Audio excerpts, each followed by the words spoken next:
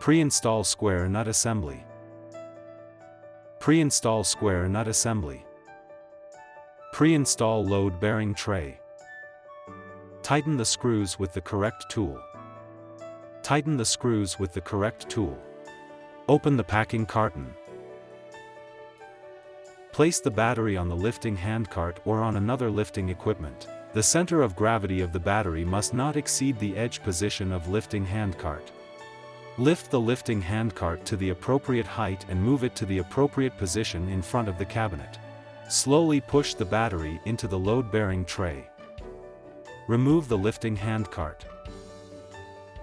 Install screws to secure the battery. Install screws to secure the battery. Double-check if each circuit breaker from power system is switched off. Make sure each battery circuit breaker is switched off. Loosen the screw. Install the ground cable.